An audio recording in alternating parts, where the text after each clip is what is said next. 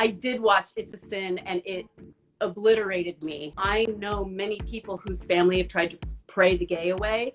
So Roscoe's story immediately just like, and you know, he puts on the skirt and picks up his bags, and I'm like, you go and you never look back, baby. Welcome to Pop Tarts, Sync the Pink's new series where we'll be interviewing your favourite pop stars every week live on Instagram. Scissor Sisters won 3 Brit Awards in 2005 and have collaborated with icons such as Elton John and Kylie Minogue. I am, of course, talking about Miss ANA MATRONIC. Hello, children. I'm loving this hat. Oh my gosh. Thank you. Yeah. You know, I figure in honor of St. Patrick's Day, he drove all the snakes out of Ireland, and that's actually a metaphor for the pagans. So he brought Christianity and he drove out all the pagans. So I'm wearing a snake for all of our pagan ancestors. Cheers to you, my dear. Cheers to everybody who's joined us. Cheers. I am joining you from my study. Ooh. Oh, she's got a study. Very studious. I've got a study. I actually curated our view with an eye to Sync the Pink, obviously the pink shelf. Yeah, I still haven't invested in a ring light, which is ridiculous, and I really should. Nice little trick for when you're doing these things, get a piece of white cardboard, like a box, if somebody sends you a white box, and put it on the floor, which I've done. Bounces the light up. We're going to start at the very beginning. Can we rewind back to your childhood? Where did you grow up? And when do you remember first wanting to make music and sing? I grew up in Portland, Oregon, and I also spent some very formative years in the Bay Area, in Oakland, California, which is where the Pointer Sisters are from. I knew from a very, very young age that I wanted to be a performer. When I was really young, The Muppet Show was on, and that was obviously my favorite show. And so the thing about The Muppet Show that's great is that there's action on stage, and then there's all this drama that happens backstage. And like the notion of being in a theater setting where there's a show going on, where there's like interpersonal drama happening behind the scenes, and there is a room that's yours with a star on the door. I was like, that's what I want. That's what I want.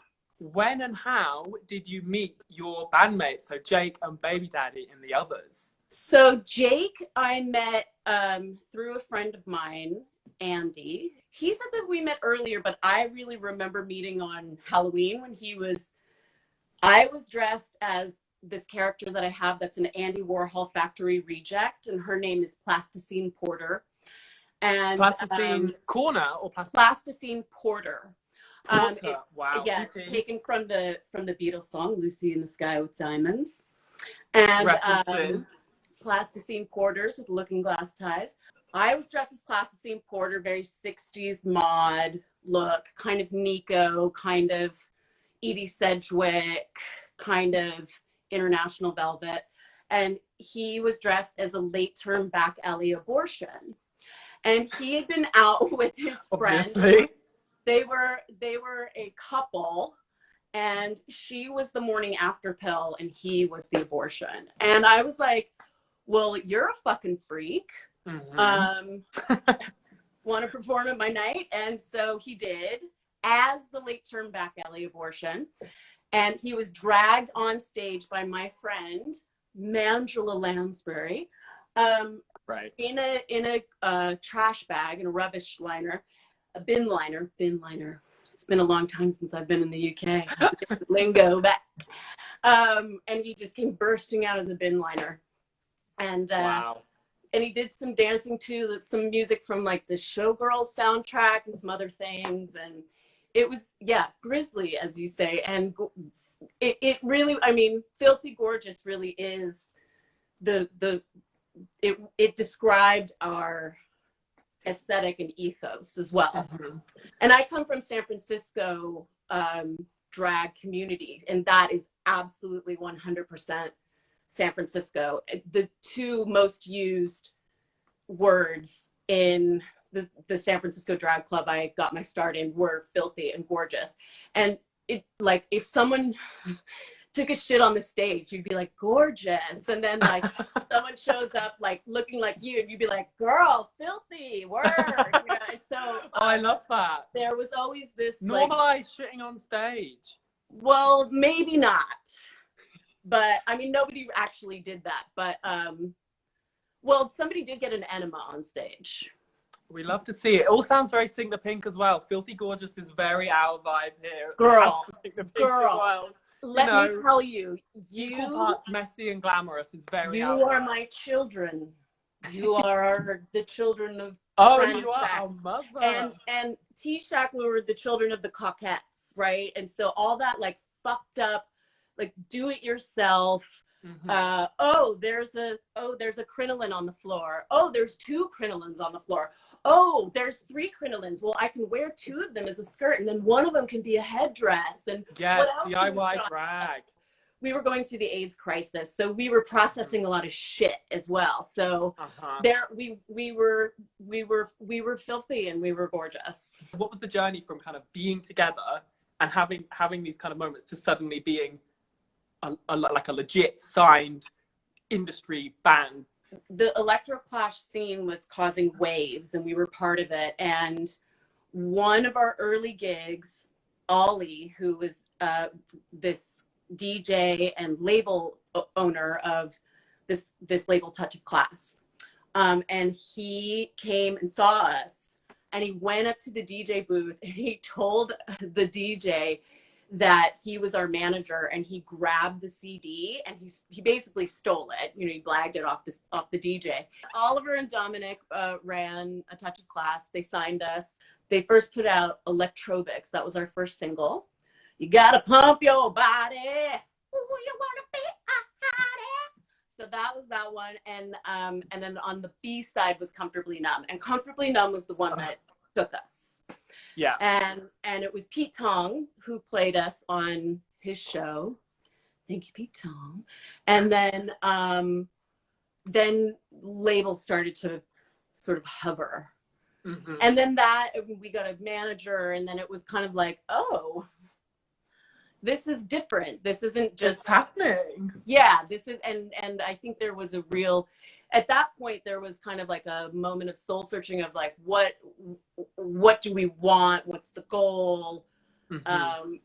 And definitely, you know, it was Jake's band. Jake wanted it to be as big as it could be. And we signed with Polidor, and Polidor has a great catalog of disco releases. There's so many amazing disco releases on Polidor. I actually didn't anticipate much success, to be perfectly honest. I thought because we were weirdos and queerdos, that we would have a limited success. It didn't work out that way. It became much more serious. And then it was like, oh, this is like the job now. And when you get to a certain point and it becomes really successful, it kind of changes how you approach things, and you feel very beholden to maintain that mass appeal. It looks amazing and glamorous, but it definitely is not easy. And there's a reason why there's a big conversation about mental health and you know, support for artists, which is great. The first album, as you say, released in 2004. You've kind of let on. That was a pretty kind of wild time, like a lot of things going on. All 5 of the singles from that album reached the top 20. At that moment, you said you weren't expecting success when you started. Like, when this kind of snowball started to happen, like, how did you deal with that? How did that feel? Did you think that it was going to end, or were you like, we're on the train, let's keep going for the next one and the next one? That's the thing, is when you are starting out, it's just get on every opportunity, because you have no guarantee that you'll be afforded the opportunity again. So you have to take it. So when we started touring in earnest, which was like the summer of 2004, we didn't stop for 18 months. It doesn't matter if you want to perform, because you are on the clock and you have to perform. Yeah, and looking in the mirror like, right, okay, I have to do this because there are all those people. You're having all that jazz moment where you're like, showtime, right? I'm fine. Yeah. And what is that? That's emotional labor, right? So that's really, that can be really difficult to keep that going for a sustained and long period of time. And so that can cause meltdowns, that can cause friction. And you know, we went through all of that because you can't not be a band for 10 years and not go through that. You know, everybody does. And knowing how kind of prolific and iconic your music is specifically to queer people, you know, really, I remember your performance at the Brits. Like, I remember listening to your songs on the radio being like, oh my God, this is just a whole world that's like sonically and visually just like so arresting that like so many people responded to. How do you, knowing that you mean so much to so many people and you're kind of navigating your own stuff as well, like what strategies you have for like other artists out there? I think a lot. I really want to know myself. Well, the one thing that I learned in my experience of that and being that for people is that you become a symbol for people. There's a certain amount of like, oh wow, like excitement that you feel. There's a certain amount of responsibility I feel because I grew up loving people who had a really strong political message as well. I was really big into 80s punk, like Dead Kennedys, and you know, I loved Coil and Genesis Peorage. Oh my God. And so you know, I felt beholden to uphold, you know, to kind of represent for people. And there can also be kind of a dehumanizing aspect in that, because then like you're put up on a pedestal and it's dehumanizing in a different way. It's like deifying you. So it's almost like people can put stuff on you that it's not really yours. And I'm sure you can understand that, because I was a go-go dancer, and there's all kinds of people who come up to you as a go-go dancer and assume that you're like sexually available for them or like want to be touched in your nether regions. And it's the same kind of thing like that. It's like people putting stuff onto you. When somebody has an opportunity to meet you, or like I'm in a meet and greet, and I remember what it was like to be a fan. I remember what it was like to stand in line to get autographs for Blondie. Do I have that book? It's right up there. I know that there is something like a little script that I've rehearsed in my head that I want to say to Clem Burke, to Debbie Harry, and to Chris Stein. You have the power in that moment to acknowledge this person, to listen to this piece that they've had prepared for you, and to say thank you, because that's where it's coming from, is this like beautiful place of love and gratitude. And you know, bands like Blondie made me feel seen. Scissor Sisters made other people feel seen. And so the most powerful thing that you can do is acknowledge that person and say, I see you. And that's all it has to be. And it's so simple to do that. And then maybe you've made their day, at least like you've made their day. Maybe you've made their week. Maybe you've made their month. Maybe you've made their year. Maybe you've made their fucking life by just listening to them. And people, wouldn't you want to do that for somebody? Like, that's simple. Obviously, your music is loved globally, all over the world. But do you have a kind of a country or a place that you love performing in the most, or are there places that really stand out?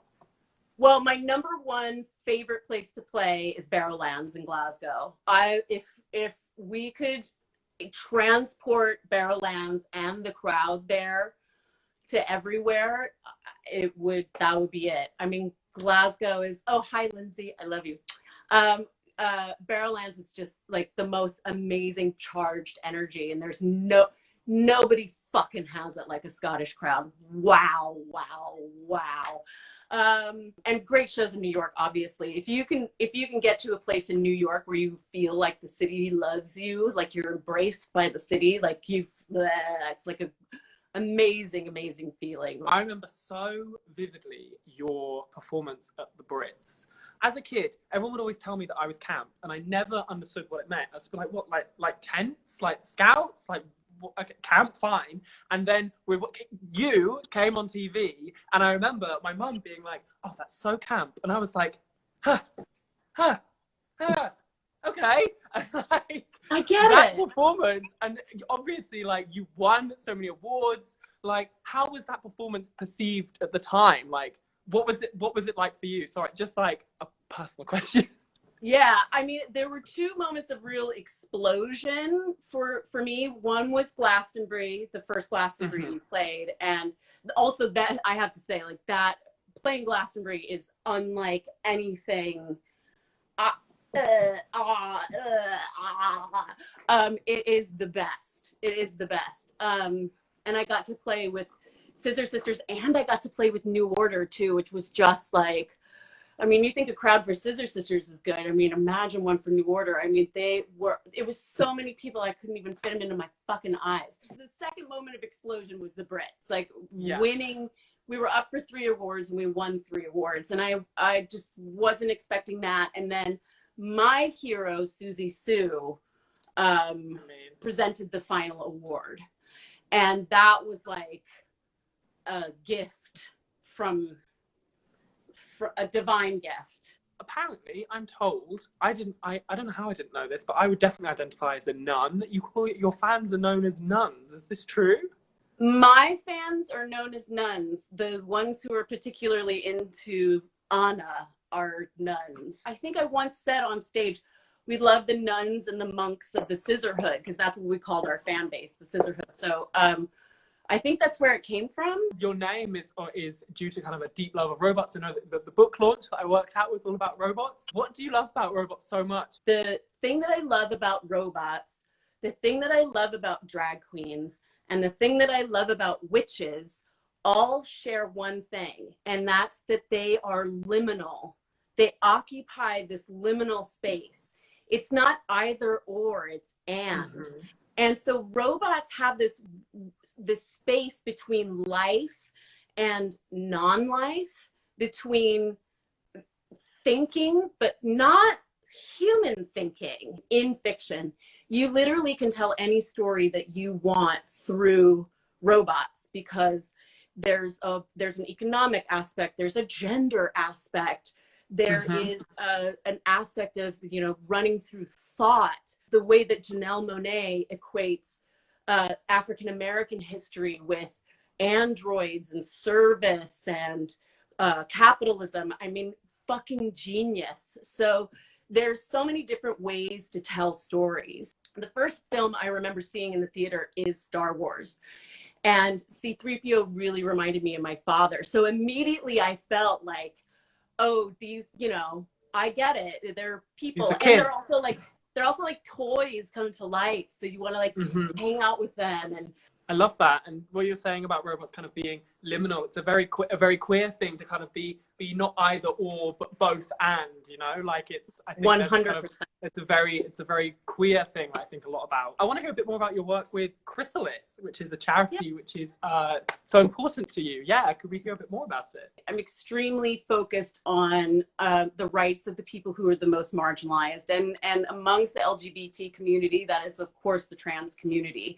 And when you talk about issues that face the trans community and the gay community, they're so magnified when you get into transitioning. And so if I can make any kind of difference, I will. And Chrysalis got in touch with me through my work with Solent University in Southampton. I went on Mastermind for them, and I raised enough money through my appearance at Mastermind to get vocal coaching for some of their clients. So to know that you make a direct difference like that is really meaningful. I think it's a testament to what makes Scissor Sisters so special and what makes your career so kind of so incredible, is that actually like there really is there's a commitment to the community that's really authentic. You know, I wasn't young really when Scissor Sisters got famous. We were, you know, I was in my late 20s, early 30s. I had definitely crystallized. Are you calling me out?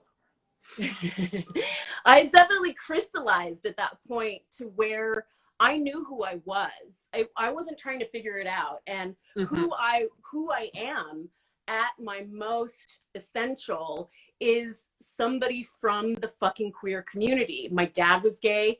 And this is the thing, it's like when there is a generation of people like me who grew up with gay parents, and with like a heavy queer influence, you are part of that community because the community is extended. I came of age and I got my start performing during the AIDS, crisis, and I lost my father to AIDS, and I saw so many young, beautiful, amazing lights just gone, struck down, gone. And then there was for so many years that it was only the community that was taking care of each other. So care is massive.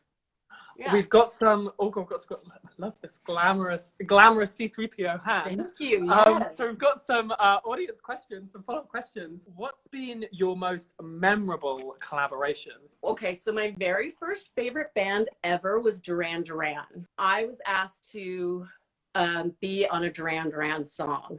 I was in the studio with Mark Ronson and Simon Le Bon and Nick Rhodes. And I had to go into the loo and like have a moment with my 10-year-old self.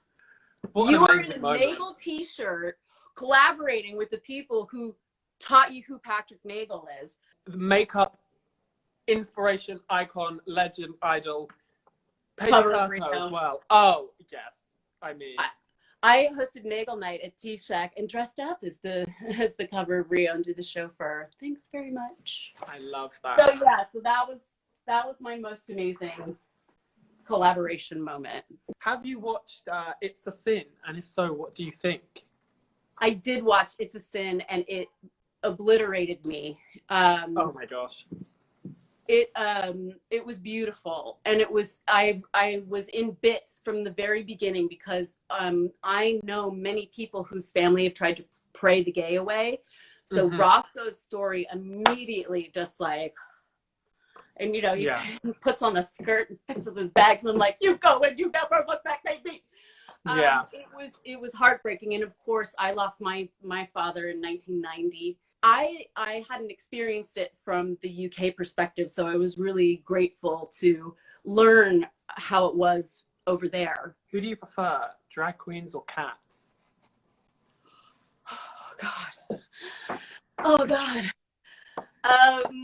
I mean, one of the best things ever is cats in clothes. No, it's definitely drag queens because I learned so much more from drag queens. And we've learned so much from you. We've learned so much from you, especially this evening. This conversation has been so amazing. Thank you so much. And on behalf of everyone that's kind of been commenting and asking questions and have asked questions, thanks for chatting with me this evening. And Thanks so much, have a lovely Thanks, evening. Glenn. Love you guys.